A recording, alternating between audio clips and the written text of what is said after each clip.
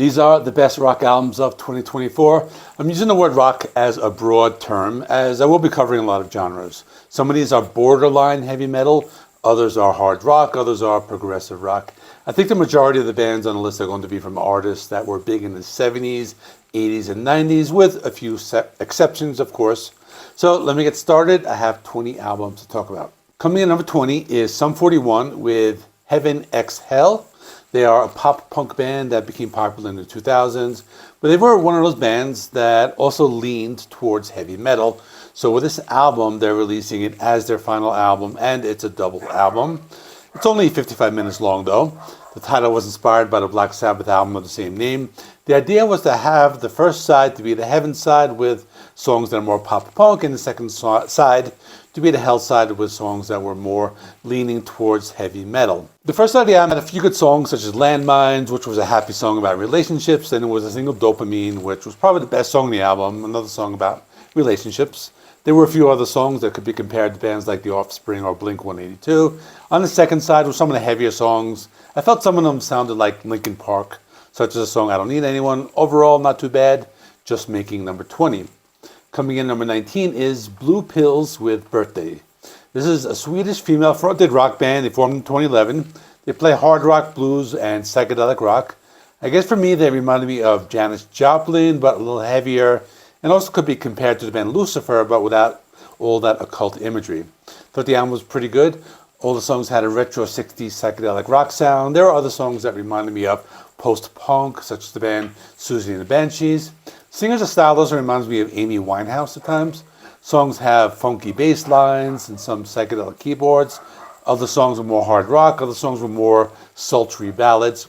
Overall, not too bad for a band that's not very well known. Coming in number 19. Coming in number 18 is Sebastian Bach with Child Within the Man. This is a solo album from the former Skid Row singer and his first in 10 years. The album is bordering on heavy metal, but I decided to put it in the rock category as I would call it more of a hard rock album. This had songs that have been getting repeat plays with me. The single Everybody Bleeds is a hard rock song similar to what he did back when he was with Skid Row. There's Hold On to the Dream that goes into alternative rock territory, has a sludgy Alice in Chains style guitar riff. There is What Have I Got to Lose, which is the song that I have played most from this album, and a few guest guitar players such as Steve Stevens, who played with Billy Idol, and John Five, the current Motley Crue guitarist. Overall, very good album. Coming in number 16 is The Cure with Songs of a Lost World.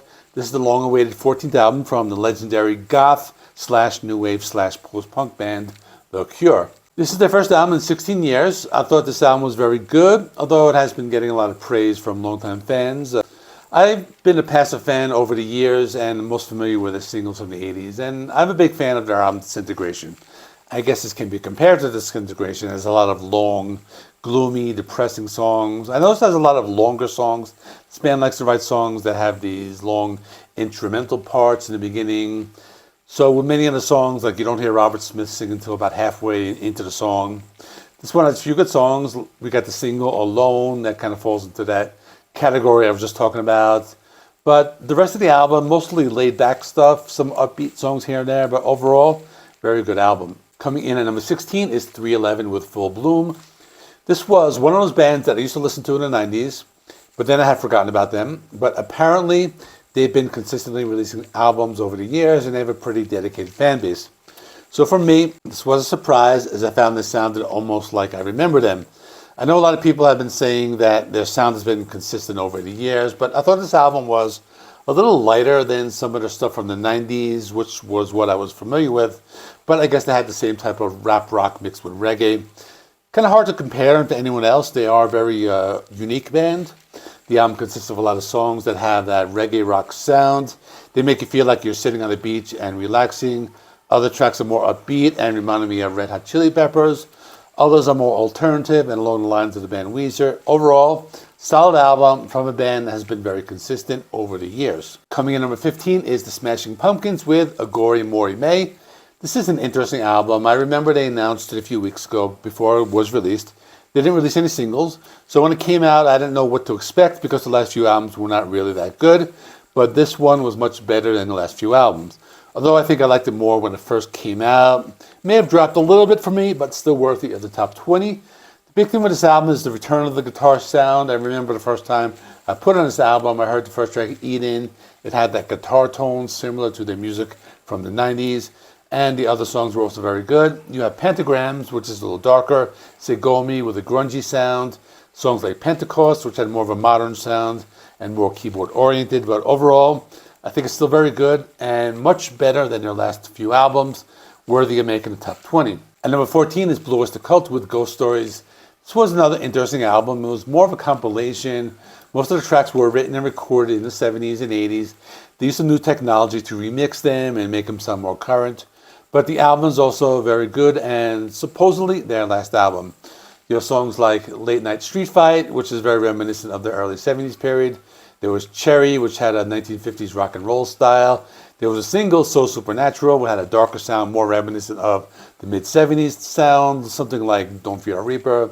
There were a few covers, cover of Animals, We Gotta Get Out of This Place, Beatles, If I Fell, and MC5, Kick Out the Jams. Overall, I thought it was going to be higher, but still pretty high at number 15. Coming in number 13 was Green Day with Saviors. This was another album that was very anticipated. As the last few albums were not that great, but this was a good return to form. Probably the best album in a long time.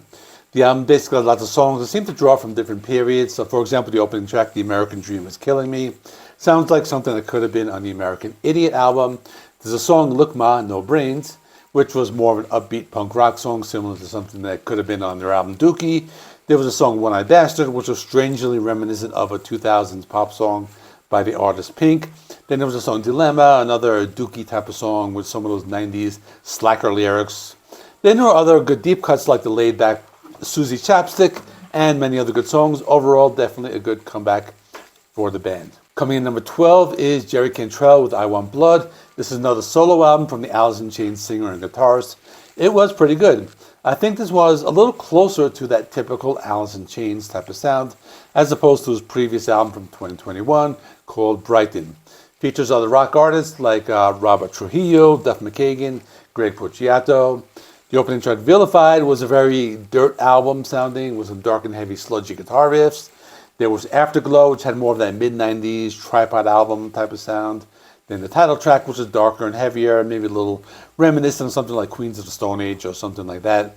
And the song Echoes of Laughter, which had a slower and trippier sound. Overall, very strong album, worthy of this list. At number 11 is Ace Frehley with 10,000 Volts. Album produced by Ace and Steve Brown. One of those albums that if it had been released by anyone else, it wouldn't be making this list. But it's Ace Frehley. It brings back lots of nostalgia. It's just Ace being himself. He's not reinventing the wheel. He isn't playing super technical. He's not going to be on any list of the top vocalists of all time. It's a fun album. The title track is fun and catchy. It's a hard rocker. There's the foot stomping hard rock track, Cherry Medicine. Another good track, Fighting for Life, one of my favorites on the album, and one of the harder rockers, but some cheesy stuff, like a song called Constantly Cute, written for his fiancée, but other than that, very fun album, and it comes in at number 11. At number 10 is David Gilmour with Luck and Strange. This is his 5th studio album, released on September 6, 2024, through Sony Music, produced by David Gilmour and Charlie Andrew, and his wife Polly Sampson wrote most of the lyrics, addressing mortality and aging. His daughter Romani sings on 2 songs, Between 2 Points and Yes We Have Ghosts. As for the rest of the album, the title track, a laid-back track, features his signature guitar playing. Piper's Call had more of a folk rock type of sound.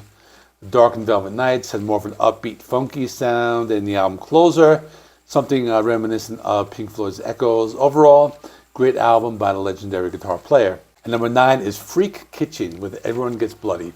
This is a Swedish progressive hard rock band. I discovered this band by chance. I found the album cover and the subgenre intriguing. I looked them up. I discovered it had been around a long time. This is their 10th album. I think the album is awesome. The band writes catchy songs that get stuck in your head. Lots of great riffs. And the progressive rock element is still there, even though it is kind of a commercial sound. But the band can sound a little grungy at times. Other times they're a little more technical, like Dream Theater. The vocals are clean most of the time, but sometimes they get a little harsh. I thought the album was solid. The band has a very unique style. They're not afraid to go into different directions, like synth pop of the song Slip or the prog metal of a song Small Acts of Rebellion. One of those albums I discovered out of nowhere, and it's in my top 10. At number 8 is the Black Crowes with Happiness Bastards. This is their 9th studio album, released on March 15, 2024 through Silver Owl Records. Album produced by Jay Joyce, and the band's first album since their 2019 reformation, and the first album New Material since 2009. Another band I used to listen to in the 90s, but I had forgotten about them. The album has upbeat rockers called Bedside Manners. Rats and Clowns has those dirty, distorted guitars. Softer acoustic, Cross Your Fingers. The single, Wanting and Waiting, a very catchy radio rock song. Another one I've been listening to on repeat. And there's a guest from country singer-songwriter Lenny Wilson on the track Wilted Rose, which was a Led Zeppelin-style acoustic blues rock song. Overall, very good album. At number 7 is Dark Matter by Pearl Jam, released on April 19, 2024 through Monkey Wrench Records and Republic Records, produced by Andrew Watt. The album is an improvement over the last album, Gigaton, from 2020. The album has the band returning to their roots on some of the tracks, and other tracks had more of a modern sound. The opening track, Scared of Fear, was a hard rocker that sounded more like their modern album. React Respond had more of that 90s grunge sound and more reminiscent of the earlier albums.